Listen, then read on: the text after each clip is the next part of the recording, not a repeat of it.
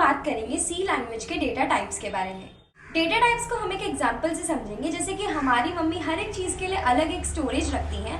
For example, अगर उन्हें नमक रखना है तो वो छोटा डब्बा यूज़ करती हैं, और अगर उन्हें आटा रखना है बहुत सारा तो वो बड़ा डब्बा यूज़ करती हैं। सिमिलरली कंप्यूटर्स के अंदर आप अपनी मेमोरी को विजुअलाइज कर सकते हो एक 3 डायमेंशनल क्यूब की तरह, जो कि बहुत ही छोटे छोटे ब्लॉक्स से बना है। और इसके अंदर हर ब्लॉक की एक साइज डिफाइंड होती है, और जितने भी ब्लॉक्स है वो सारे एक ही साइज के होते हैं। अब मुझे कितना बड़ा नंबर स्टोर करना है वो साइज इस पे डिपेंड करता है। और अगर हमारा नंबर इंटीजर हुआ तो उसका साइज होगा 4 बाइट का, मतलब कि हम 4 ब्लॉक्स यूज कर रहे होंगे। सिमिलरली अगर मुझे कोई कैरेक्टर स्टोर करना है, जैसे कि ABC, dollar, hashtag, exclamatory mark, etcetera, इसको हम एक एग्जाम्पल से समझेंगे कि अगर हमें 2 नंबर्स का एवरेज फाइंड करना है, तो अभी तक हमने ये सीखा है कि हम यूज़र से नंबर्स ले लेंगे एज एन इनपुट A और B, और एवरेज फाइंड कर लेंगे as A + B divided by 2। तो इस एग्जाम्पल में जो A और B है, हम इसे वेरिएबल्स बोलेंगे क्योंकि इनकी जो वैल्यूज़ हैं वो वेरी कर सकती हैं। तो ये हो गए हमारे वेरिएबल्स। तो अब देखते हैं कि हम इसे मेमोरी में स्टोर कैसे कर सकते हैं। फॉर एग्जाम्पल, मैंने A को वैल्यू दी 20 और B को वैल्यू दी है 30।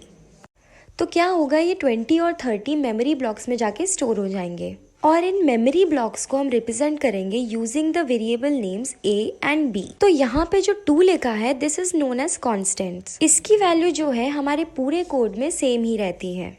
फॉर एग्जाम्पल, नंबर हो गया 3 और डेसिमल नंबर 3.14, या फिर हम कैरेक्टर भी ले सकते हैं C।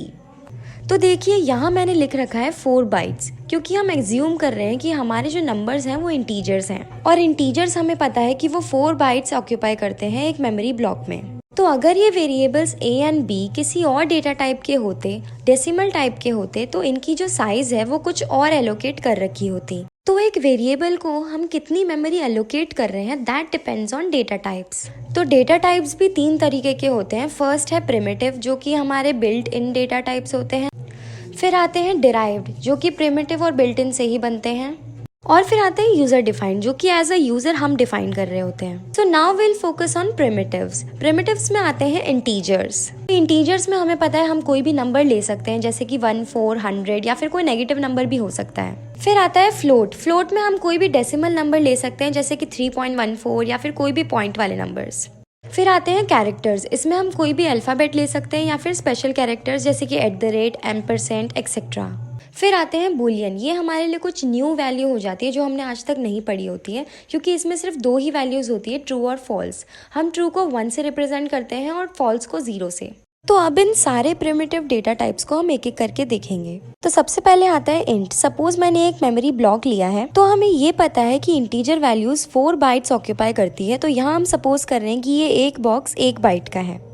तो मैं यहाँ पे 4 बाइट्स अपने इंटीजर को एलोकेट कर रही हूँ। यहाँ पर एक सिंगल बाइट इक्वल होती है 8 बिट्स के। तो मेरा जो इंटीजर है वो ऑक्यूपाई कर रहा है 4 × 8 = 32 बिट्स मेमोरी ब्लॉक में।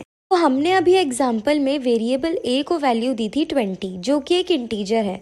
इसका मतलब ये हुआ कि हमारा जो वेरिएबल A है वो मेमोरी ब्लॉक में 32 बिट्स ऑक्यूपाई कर रहा है। बढ़ते हैं अगले डेटा टाइप पे, जो कि है फ्लोट।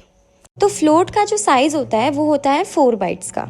एग्जाम्पल पे हम ले लेते हैं कोई भी डेसिमल वैल्यूज, और हम इसमें सिर्फ 7 डेसिमल डिजिट्स ही स्टोर कर सकते हैं। और अगर हमें ज़्यादा स्टोर करना है 7 डेसिमल डिजिट्स से, तो हम दूसरा डेटा टाइप यूज़ करते हैं, जो कि होता है डबल, और इसका साइज होता है 8 बाइट्स का, और हम इसमें 15 डेसिमल डिजिट्स स्टोर कर सकते हैं।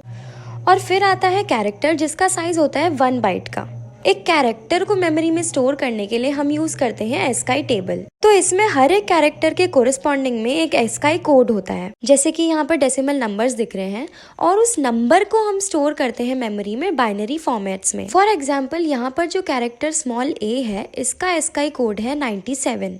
तो नंबर 97 ही हमारी मेमोरी में एक बाइनरी फॉर्मेट में स्टोर हो रहा होगा, जिससे हमें पता चलेगा कि यह हमारा कैरेक्टर स्मॉल a है। तो अगर मैं अपने कोड में लिखूं int ASCII = कैरेक्टर a, यहाँ पर ASCII मेरा एक वेरिएबल नेम है और a हमारा एक वेरिएबल है, हमें पता चलेगा क्योंकि ये सिंगल इन्वर्टेड कॉमा में है। तो यहाँ पर जो int है वो मैंने गलती से नहीं लिखा है, मैंने ASCII को int बनाया है, क्योंकि जब मैं ASCII को प्रिंट करूंगी अपने कोड में तो मुझे रिटर्न करना पड़ेगा वैल्यू 97 को।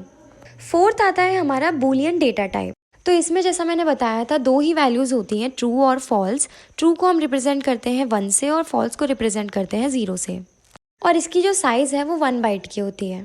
तो इसी के साथ खत्म होते हैं डेटा टाइप्स। एंड अगर आपको मेरी वीडियो पसंद आई then don't forget to like and subscribe.